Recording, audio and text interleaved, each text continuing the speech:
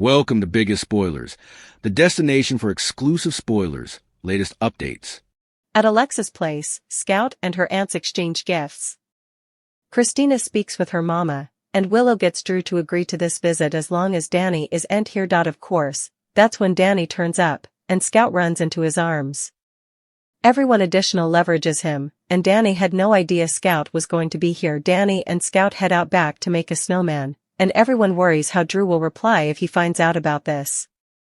They agree that when they get a chance, they'll tell Danny he can't be then.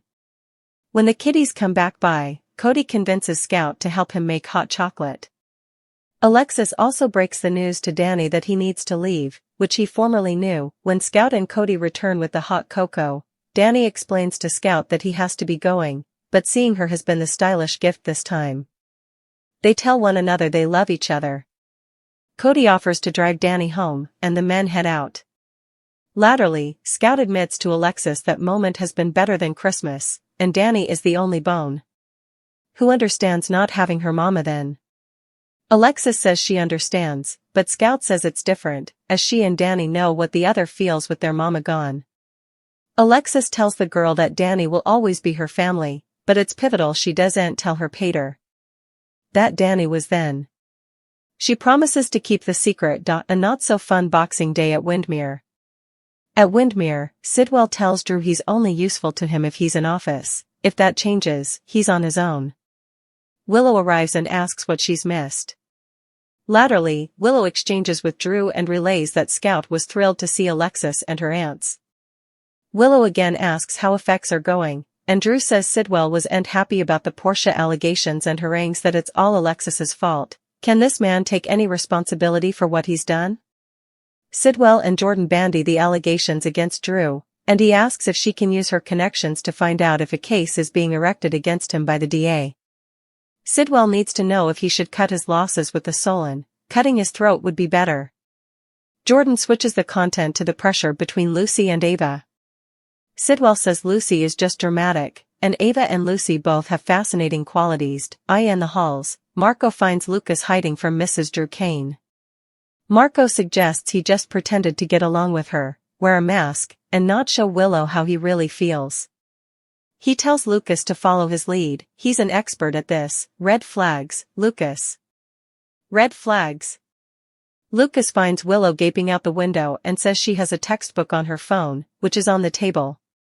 He tries to be nice and says he knows he must miss her kitties.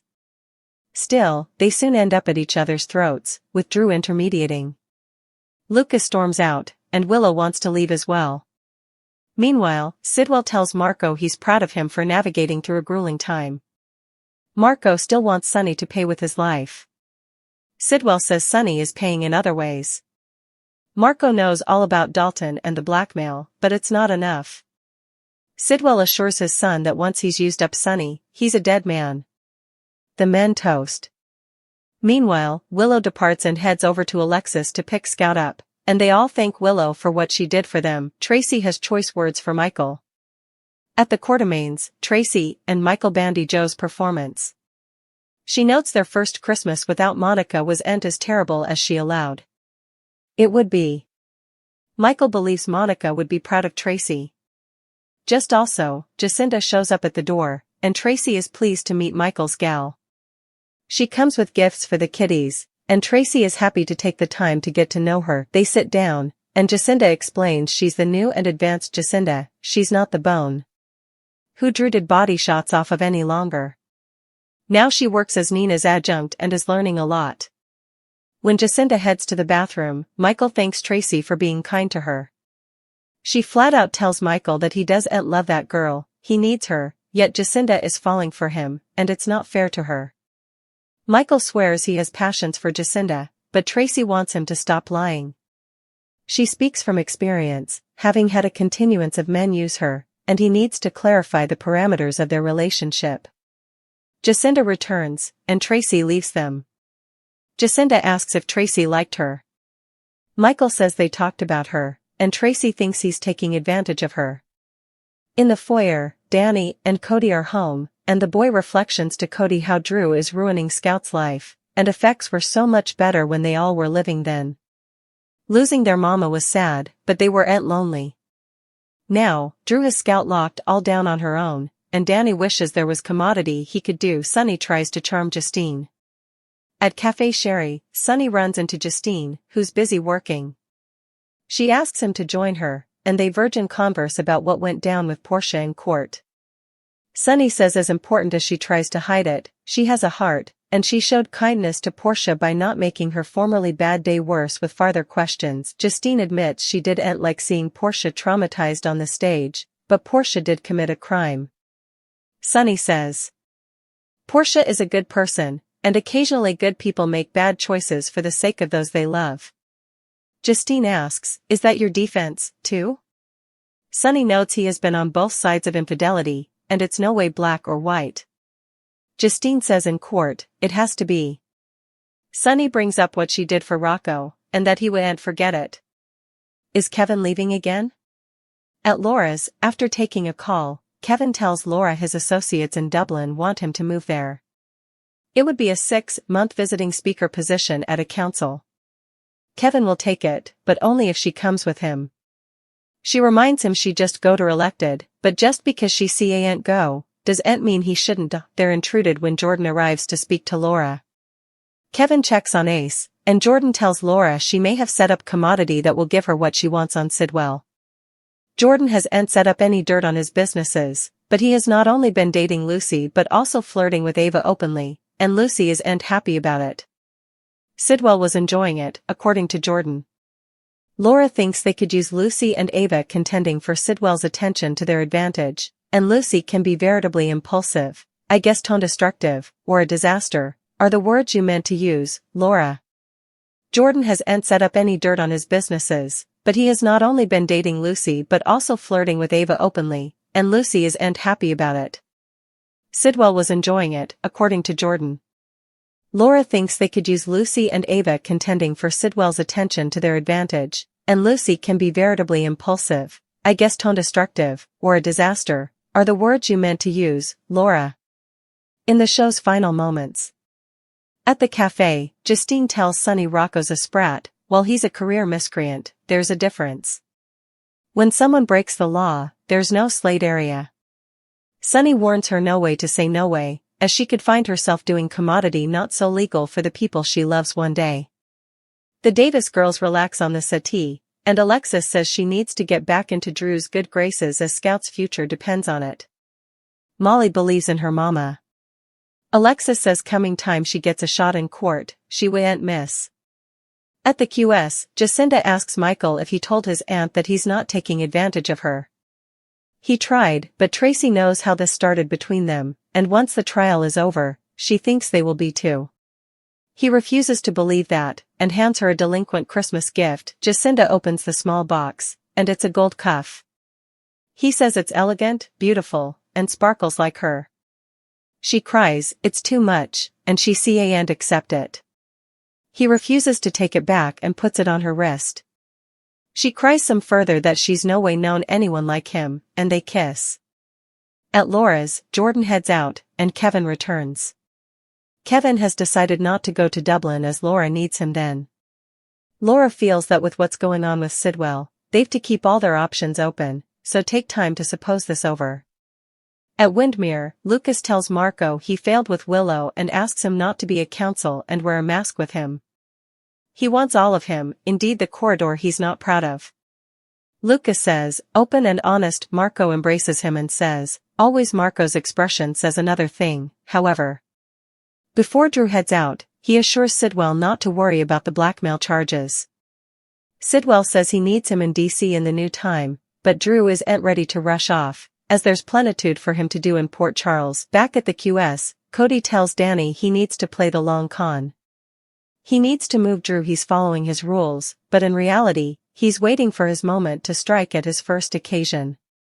Eventually, in Willow's auto, Scout admits to Willow that Danny was their moment and asks her not to tell her pater. Willow says her secret is safe with her. The final Monday episode of the year in Port Charles served as a potent catalyst, immersing its residents in a baptism of necessary secrets, offering whispered words of encouragement born from manipulation, and underscoring every civility with the faint, metallic scent of threat. As the fragile glitter of the holiday season settled into the stark reality of winter, characters navigated a landscape where protecting a child's heart required conspiracy, where personal ambition masqueraded as romantic advice, and where toasts among family concealed plots of murder. The episode wove together intimate moments of connection with grand designs of power, each scene a thread in a tightening tapestry of conflict. A secret sanctuary at the Davis home, the sacred bond of siblinghood. Within the warm, familiar walls of Alexis Davis's home, a clandestine Christmas unfolded, steeped in both joy and poignant sorrow. The belated celebration for Scout was a gift orchestrated by Willow, but it came with Drew Kane's non-negotiable edict: her brother, Danny Morgan, was not to be present. The cruel irony of this rule manifested instantly when Danny himself arrived, his surprise visit sparking an eruption of pure, unfiltered joy from Scout, who flew into his arms. The shared, tight hugs from her aunts and grandmother cemented the scene as one of genuine familial love, a stark contrast to the cold, controlled environment Drew fostered. Granted a temporary reprieve, Danny and Scout retreated to the winter-kissed backyard, their laughter a quiet rebellion as they built a snowman, a fleeting monument to their unchanged bond. Inside, the adults held a tense council. Christina, Molly, and Alexis wrestled with the ethical breach, their happiness for the children tempered by anxiety over Drew's certain wrath. They resolved to explain the rules to Danny, a task that loomed like a shadow over the afternoon sweetness. Cody Bell, proving himself a deft ally, created a diversion, enticing Scout into the kitchen on a mission for hot chocolate. This allowed Alexis the painful space to speak with Danny. With a heavy heart, she began to articulate Drew's decree, only for Danny to interrupt with a weary understanding. He had already sensed the precarious nature of his welcome. The maturity in his acceptance was more heartbreaking than any protest. The farewell that followed was the emotional core of the episode. As Danny knelt to speak with Scout, he transformed a moment of expulsion into one of profound love. Telling her that seeing her was the best gift of the year, he affirmed their unbreakable connection. Their exchanged I love yous were not mere pleasantries but vows whispered against the forces trying to separate them. Cody, again stepping into the role of compassionate guardian, offered Danny a ride home, sparing the family a more protracted and painful goodbye. In the lingering quiet after their departure, Scout confided in Alexis, her words laying bare a profound truth. The day, though shadowed by secrecy, had been better than Christmas. She explained that Danny alone understood the specific, hollow ache of life without their mother. Alexis's empathetic claim of understanding was gently corrected by Scout, who clarified that she and Danny knew what the other felt. It was a shared language of loss. This confession underscored the necessity of their bond. Recognizing this, Alexis made a pragmatic, protective request: Scout must guard the secret of Danny's visit. It was a first foray into a world of adult complexities, a baptism into the painful art of protective deception. Scout's solemn promise to keep the secret was a pledge to safeguard not just herself, but her brother and her grandmother from further fallout. A gilded prison at Windmere, power plays and personal wars. The atmosphere at Windmere stood in stark, chilling contrast to the Davis home. Here, relationships were transactional, and conversations were layered with subtext. Jen Sidwell cornered Drew Kane, dispensing not holiday spirit but a brutal ultimatum.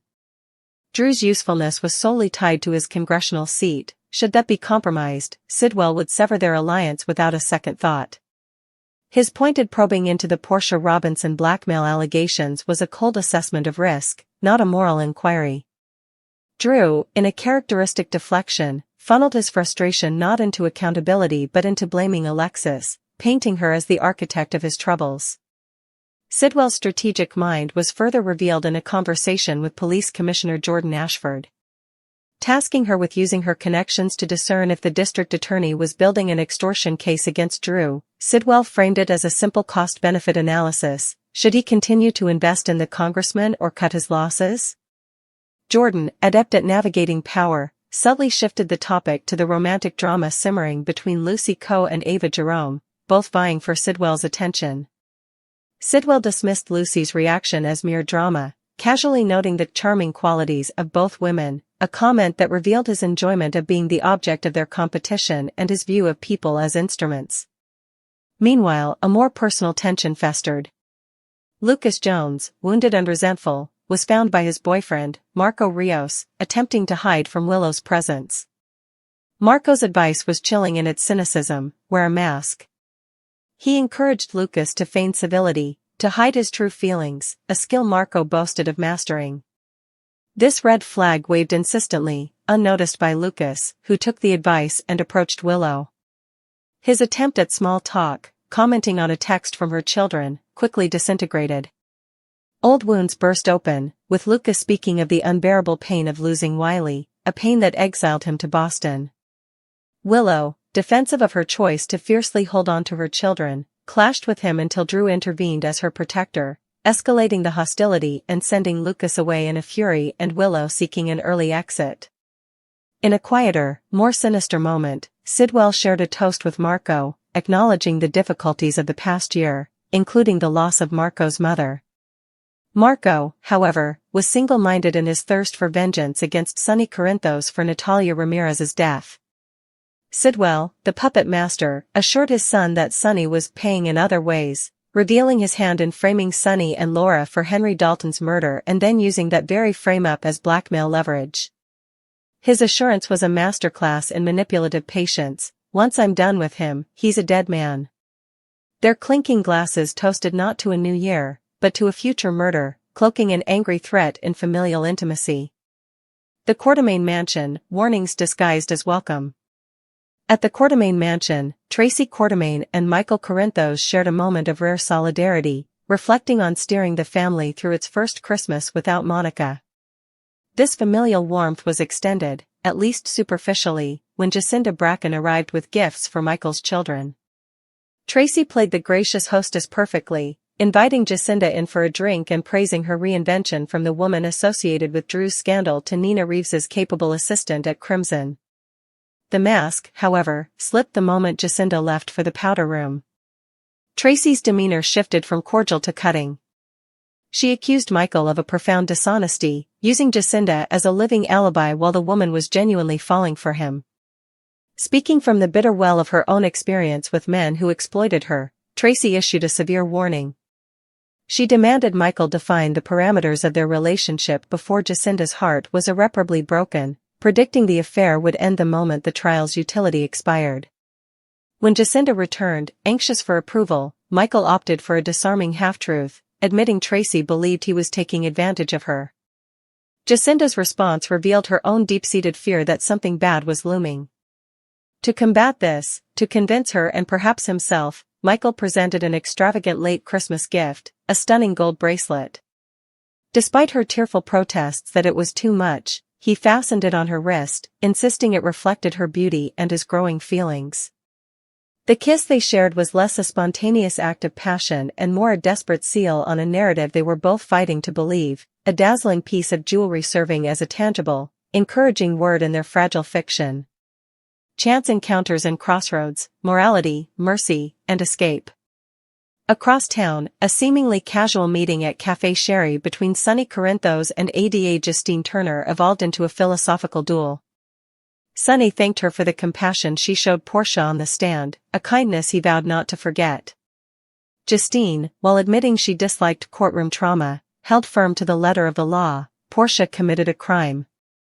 Sonny argued for the gray areas that govern real life, where good people make bad choices for love. He pointed to her past leniency with Rocco Falconeri as evidence of her inherent mercy. Justine, however, drew a bright, professional line. A teenager's mistake was not equivalent to the pattern of a career criminal. In her courtroom, she insisted, there was no gray area for repeat offenders. Sonny's final, ominous suggestion, that one day she too might be forced to break the rules for someone she loved, was met with disdain. His parting shot, that he felt no need to rationalize his actions, lingered in the air, a reminder that his moral code operated on a different, more flexible axis. At Laura Collins's home, a potential escape route appeared. Kevin Collins received an offer for a prestigious 6-month lectureship in Dublin, his enthusiasm contingent on Laura joining him. Laura, selflessly prioritizing his career and their need for options amid the Sidwell blackmail crisis, urged him to go without her. Their discussion was interrupted by Jordan, who arrived with strategic, if unconventional, intelligence. Having found no financial dirt on Sidwell, she instead reported on the romantic triangle with Lucy and Ava. Laura, seeing an opportunity in chaos, agreed they could leverage Lucy's famous impulsiveness and the women's competition to their advantage. After Jordan left, sensing but not piercing Laura's veneer of calm, Kevin declared he would reject the offer to stay and support her. Laura, thinking like a general in a war, insisted they must keep all options open, framing his departure not as abandonment but as a tactical maneuver. Final moments, promises, plans, and concealed truths. The episode's closing moments wove these disparate threads into a compelling cliffhanger.